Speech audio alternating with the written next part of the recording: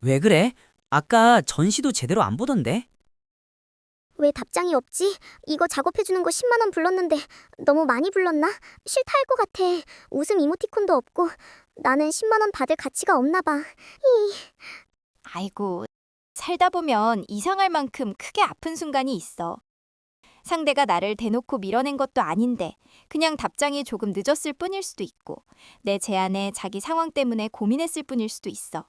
근데 이상하게 마음은 거기서 멈추지 않아. 괜히 위축되고 갑자기 내가 과했나? 부담됐나 싶고 관계가 틀어진 건 아닌지 머릿속이 복잡해져. 이럴 때 또 이런 생각이 올라와. 내가 너무 예민한가? 나는 왜 이렇게 작은 거절에도 흔들리지? 왜 남들은 괜찮아 보이는데 나만 이렇게 아프지? 이건 단순히 멘탈이 약해서 생기는 일이 아니야. 마음이 이상해서도 아니고 유난이라서도 아니야. 대부분은 아주 작은 거절을 있는 그대로 받아들이지 못하고 그 안에 더 큰 의미를 읽어버리는 마음의 습관 때문이야. 작은 신호에도 잘 무너지는 사람은 5가지 특징이 있어. 첫째, 거절을 사실로 보지 못하고 존재 평가로 받아들여. 상대가 지금은 어려워 라고 했을 뿐인데 마음은 나는 별로인 사람인가 보다. 버려질 수 있겠다. 관계가 끝날 수 있겠다. 로 번역해버려. 그러니까 작은 신호가 작은 신호로 끝나지 않아. 자기 존재 전체를 흔드는 메시지처럼 느껴져. 둘째, 감정보다 해석이 먼저 폭주해.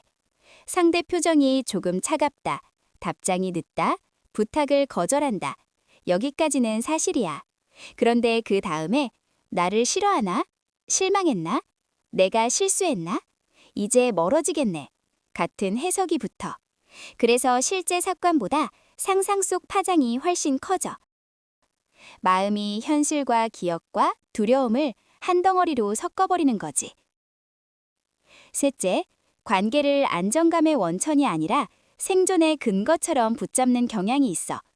보통 사람도 거절당하면 속상하지만 이 경우엔 불편하다 수준이 아니라 기반이 무너진다에 가까워.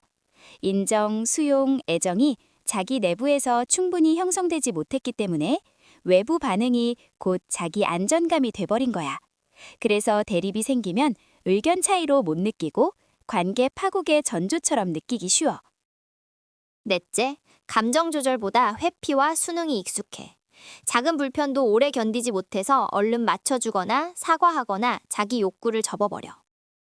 표면적으로는 착하고 부드러워 보이는데 실제로는 갈등을 다룰 힘이 부족한 경우가 많아. 그래서 한번 대립이 생기면 어떻게 풀지? 보다 이 상황을 빨리 없애야 해가 먼저 튀어나와. 다섯째, 수치심이 강해. 상처받는 핵심 감정이 분노보다 슬픔보다 수치심인 경우가 많아.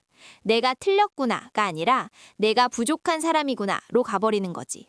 수치심은 사람을 작아지게 만들고 방어적으로 만들고 때로는 과하게 무너지게 만들어. 그래서 아주 작은 피드백도 치명타처럼 느껴질 수 있어. 왜 이렇게 되느냐를 더 깊게 보면 대체로 몇 가지 뿌리가 있어. 가장 흔한 건 어린 시절 또는 중요한 관계에서의 조건부 수용 경험이야. 있는 그대로 받아들여지기보다 잘해야 사랑받고 맞춰야 안전했던 경험이 반복되면 마음은 이렇게 배워. 갈등은 위험하다. 거절은 사랑 철회다. 상대 기분이 곧 내 생존과 연결된다. 그러면 성인이 되어도 비슷한 자극 앞에서 과거의 몸과 마음이 먼저 반응해. 또 하나는 감정이 충분히 다뤄진 경험의 부족이야. 어릴 때 슬픔, 화, 서운함을 표현했을 때 받아들여지지 않거나 무시당하면 사람은 감정을 견디는 법을 배우지 못해. 그러면 나중에 작은 거절만 와도 감정이 너무 크게 차올라서 감당이 안 되는 거야. 감정 크기가 큰 게 아니라 감정을 담는 그릇이 아직 얇은 경우에 가까워. 불안의 착과도 관련이 커. 상대가 조금만 멀어지는 듯해도 마음이 즉시 경보를 울려. 붙잡아야 한다. 버려지면 안 된다. 내가 잘못했을 거다. 같은 반응이 빨리 올라와. 그래서 작은 거리감도 견디기 어렵고 대립 상황에서는 평소보다 훨씬 취약해져. 자기 개념이 약한 것도 중요해. 내가 어떤 사람인지, 내 가치가 무엇인지, 상대 반응과 무관하게 내가 나를 어떻게 볼지에 대한 중심이 약하면 타인의 표정과 말이 곧 자기 정의가 돼버려. 그러면 거절은 그냥 거절이 아니라 나를 규정하는 판결처럼 느껴져. 이건 결국 바깥 사건 때문만이 아니라 내면의 해석 습관과 결핍 기억이 현재를 덮어버리는 현상이야. 지금 상대가 한 말보다 과거에 마음속에 새겨진 나는 밀려날 수 있다, 나는 쉽게 버려진다, 나는 충분하지 않다 같은 믿음이 먼저 튀어나오는 거야. 현재의 작은 신호가 과거부터 쌓인 불안을 한꺼번에 깨워버려. 이런 사람은 보통 관계를 가볍게 못 봐. 상대 말투가 달라지면 금방 느끼고 미세한 거리감에도 긴장하고 어색함이 생기면 빨리 수습하고 싶어 해. 사소한 말투 변화에 하루 종일 흔들리고 거절당하면 이유를 과하게 분석하고 먼저 사과하고 지나치게 눈치 보고 관계에서 자기 욕구를 잘 못 말하고 상대 반응에 따라 기분이 급격히 출렁여. 겉으로는 배려 깊고 섬세해 보이지만 안에서는 늘 작은 경보음이 울리는 상태일 수 있어. 너무 참다가 갑자기 크게 무너지거나 연락을 끊거나 자책에 빠지기도 해. 내부 경보장치가 너무 민감하게 세팅된 상태인 거지. 마음이 살아남기 위해 만든 적응 방식이야. 예전에는 그 방식이 필요했을 수 있어. 맞추고 눈치 보고 갈등을 피해야 덜 다쳤을 수도 있으니까. 그런데 오래된 보호 방식이 현재 관계까지 위협으로 읽어버리면 더 힘들어지는 거지. 거절 민감성 연구. 참가자들에게 누군가에게 데이트 신청을 하거나 친구에게 돈을 빌려달라고 부탁하는 상황을 가정한 시나리오를 보여줬어. 그리고 상대방이 거절할 확률이 얼마나 될지, 또 그때 얼마나 불안할지 점수를 매기게 했어. 이후 참가자들을 추적하면서 갈등 상황에서 상대의 행동을 부정적으로 해석하고 방어적 적대적으로 반응하는지 보고 그게 관계 불만족, 이별과 연결되는지를 분석했어. 일기 기록이나 커플 상호작용을 관찰했지. 질문지에서 높은 불안 점수를 받은 사람들은 파트너가 단순히 피곤해서 말수가 적어진 애매한 상황에서도 나를 무시한다고 단정짓고 방어적으로 화를 내는 행동 패턴이 통계적으로 뚜렷하게 확인됐어.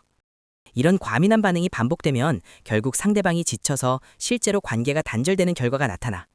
인지적 오류가 자기 충족적 예언으로 이어지는 게 큰 문제인 거지. 주로 연애 관계에서 이런 패턴이 심하게 나타나서 관계 불만족이나 이별로 이어지는 경우가 많아. 애착 불안 연구. 컴퓨터 화면에 무작위 글자들을 아주 짧은 찰나의 시간 동안 띄우고 참가자가 그 글자들이 실제 존재하는 단어인지 아닌지 최대한 빨리 버튼을 눌러 맞추게 했어. 실험 결과 평소 애착 불안이 높은 사람들은 행복이나 성공 같은 단어보다 거절, 이별, 외로움 같은 단어가 화면에 떴을 때 버튼을 누르는 속도가 안정형 애착을 가진 사람들보다 훨씬 빨랐어. 마음의 레이더가 항상 거절에 맞춰져 있다 보니 뇌가 무의식적인 수준에서 이미 부정적인 신호들을 더 민감하게 스캔하고 있다는 걸 실험 수치로 증명한 거야. 한 번 거절에 대한 불안 스위치가 켜지면 그 생각을 통제하거나 억제하는 데 큰 어려움을 겪어. 뇌의 인지적 자원이 거절을 방어하는 데 집중되어 있기 때문에 상대의 표정 변화, 메시지 답장 속도, 말투의 미세한 변화 같은 신호에도 마음의 레이더가 과민하게 반응하는 인지 구조를 띠게 돼. 상처받음과 관계적 가치 저하 연구. 실험 참가자 여러 명을 모아두고 서로 첫인상을 평가하게 한 다음 함께 과제를 진행할 파트너를 직접 고르도록 했어. 한 그룹에게는 다른 사람들이 너를 파트너로 원하지 않아서 혼자 과제를 해야 한다고 조작된 가짜 피드백을 줬어. 다른 그룹에게는 사람들의 의견과 무관하게 무작위 추첨 결과로 혼자 하게 됐다고 말했어. 그 결과 타인의 선택을 받지 못해 혼자 남겨진 참가자들은 단순 추첨으로 혼자 남겨진 사람들보다 자존감 수치가 급격히 떨어지고 깊은 상처를 받았다고 보고했어. 혼자가 되었다는 물리적 사실 자체보다 나의 가치가 타인에게 낮게 평가되었다는 인식이 고통의 핵심이라는 걸 보여준 거지. 리어리의 이론에 따르면 인간은 진화론적으로 무리에서 배조되지 않기 위해 타인에게 자신이 얼마나 가치 있게 여겨지는지를 무의식적으로 측정하는 심리적 계기판을 가지고 있다고 해. 외부에서 일어난 사건 자체가 객관적으로 얼마나 큰지가 중요한 게 아니야. 그 사건을 통해 나의 관계적 가치가 낮아졌는가 하는 주관적 해석이 고통의 크기를 결정해. 살아있는 관계라면 어긋남은 반드시 생겨. 두 사람이 완전히 같은 욕구, 같은 타이밍, 같은 한계를 가질 수는 없으니까. 일을 할 때도 인간관계를 맺을 때도 말이야. 건강한 관계는 안 부딪히는 관계가 아니라 부딪혀도 무너지지 않는 관계에 더 가까워. 그래서 대립하고 수정해야 하는 상황을 너무 아파하지 않는 게 중요해. 마음이 너무 아프면 판단이 두 갈래로 무너지기 쉬워. 하나는 내가 다 잘못했다고 여기는 쪽이야. 내가 예민했나? 내가 너무 많이 원했나? 내가 참았어야 하나? 이렇게 가면 상대의 과한 요구나 무례함까지도 내가 떠안게 돼. 다른 하나는 반대로 상대를 과하게 나쁜 사람으로 보는 쪽이야. 작은 거리감만 있어도 나를 무시했나? 이 사람 위험한가? 로 급히 뛰어가 버리는 거지. 이쪽도 결국 상처가 큰 상태에서 나오는 해석이야. 그러니까 건강한 선은 정말 필요해. 근데 사실 건강한 시선은 그 중간 어딘가에 있어. 아프긴 아프되 그 아픔이 내 존재 전체를 무너뜨리지는 않는 상태야. 예를 들면 이런 감각이 건강한 선에 가까워. 이 사람은 지금 내 요청을 거절했구나. 그게 곧 내 존재 거절은 아니야. 지금 좀 어긋냈네. 그렇다고 관계 전체가 틀어진 건 아니야. 내가 서운할 수는 있어. 하지만 서운함과 버려짐은 같은 말이 아니야. 상대가 한계를 말하는 것과 나를 함부로 대하는 것은 구분해야 해. 내가 불편하다고 해서 무조건 내가 틀린 것도 아니고 상대가 틀린 것도 아닐 수 있어. 이 선이 있어야 비로소 사람도 제대로 보이기 시작해. 정당하게 거절하는 사람과 은근히 상대를 밀어붙이는 사람을 구분할 수 있고, 잠시 여유 없는 사람과 늘 나만 참게 만드는 사람을 구분할 수 있어. 내가 정말 과한 요구를 한 건지 아니면 내 기본적인 욕구를 괜히 축소한 건지도 보이기 시작해. 건강한 선은 나를 덜 예민해지게 하고 관계를 더 정확히 보게 돼. 상대가 오늘은 힘들어 라고 하면 건강한 선이 있는 사람은 아쉽지만 오늘은 안 되는구나 에서 멈출 수 있어. 덜 아파해야 덜 속고 덜 무너져야 더 정확히 볼 수 있어. 어떻게 해야 작은 거절에 무뎌질 수 있는 거지? 이렇게 해봐. 첫 번째는 사건과 해석을 분리하는 거야. 이건 정말 중요해. 상대가 답장을 늦게 했다. 이건 사건이야. 근데 나를 귀찮아하나 보다. 내가 별로인가 보다. 이제 멀어지려나 보다. 이건 해석이야. 사건은 작을 수 있어. 근데 해석이 커지면 마음은 큰 재난으로 느껴. 그래서 흔들릴 때는 먼저 물어봐야 해. 지금 내가 아픈 건 사건 때문인가? 아니면 내가 붙인 해석 때문인가? 이 질문 하나가 마음을 조금 떨어뜨려줘. 그 틈이 생겨야 감정에 휩쓸리지 않아. 두 번째는 거절을 관계 파괴가 아니라 관계 조정으로 보는 연습이야. 사실 건강한 관계에는 거절이 꼭 있어. 완전히 맞는 두 사람은 없어. 리듬도 다르고 한계도 다르고 원하는 것도 달라. 그래서 건강하다는 건 한 번도 부딪히지 않는다는 뜻이 아니라 부딪혀도 조정이 가능하다는 뜻에 가까워. 누군가 나를 거절했다고 해서 그게 늘 사랑의 철회는 아니야. 오히려 건강한 사람일수록 자기 한계를 분명히 말할 수 있어. 모든 걸 다 받아주는 사람이 늘 좋은 사람은 아니야. 상대도 적당한 거절을 할 줄 아는 사람이어야 함께 더 건강한 관계를 만들 수 있어. 세 번째는 수치심과 피드백을 구분하는 거야. 마음은 쉽게 이렇게 가. 내가 너무 부족한가? 내가 너무 별론가? 내가 좀 창피한 사람인가? 이건 피드백이 아니라 수치심이야. 행동 하나를 보고 존재 전체를 공격하는 방식이지. 더 건강한 방향은 이거야.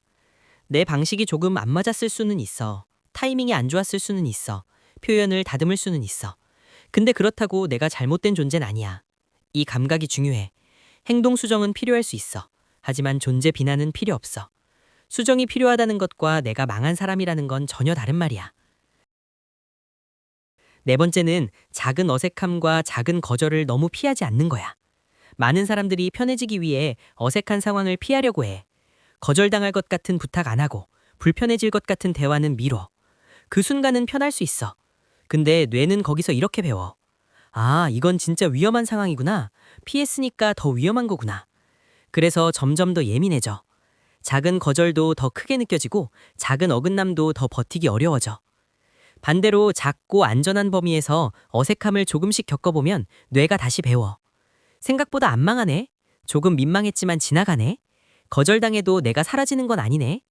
이 경험이 쌓여야 거절에 대한 과민함이 조금씩 줄어들어. 다섯 번째는 내 욕구를 죄처럼 느끼지 않는 거야. 작은 거절에 크게 흔들리는 사람들 중에는 원하는 걸 말하는 순간부터 이미 미안해하는 경우가 많아. 부탁 하나 하면서도 내가 너무 많이 원하는 건 아닐까, 부담 주는 건 아닐까, 이 생각을 먼저 해. 근데 욕구를 가진다는 건 잘못이 아니야. 원하는 걸 말해보는 것도 잘못이 아니고 상대가 그걸 거절할 수 있는 것도 잘못이 아니야. 관계는 한쪽은 말하고 한쪽은 거절도 하고 다시 조정도 하면서 만들어지는 거야. 그러니까 내가 원하는 걸 말한 것 자체를 실수처럼 취급하지 않는 게 중요해. 작은 어긋남을 존재 위협으로 해석하지 않는 힘이 생기면 관계를 더 오래 건강하게 가져갈 수 있어. 괜히 내 탓으로 다 끌어안지도 않고 괜히 상대를 악인으로 몰지도 않게 돼. 그제야 누가 건강한 사람인지, 누가 과한 요구를 하는 사람인지, 누가 잠시 힘든 건지, 누가 반복적으로 경계를 넘는 사람인지 훨씬 정확하게 보이기 시작해. 결국 중요한 건 거절을 안 아파하는 사람이 되는 게 아니야. 아파도 무너지지 않는 사람이 되는 거야. 작은 거절은 언제든 올 수 있어. 어긋남도 언제든 생길 수 있어. 하지만 그때마다 무너질 필요는 없어. 작은 거절을 작은 거절로 볼 수 있을 때 관계는 덜 무섭고 내 마음도 훨씬 덜 소모돼. 거절은 조정일 수 있어도 내 존재의 판결은 아니야.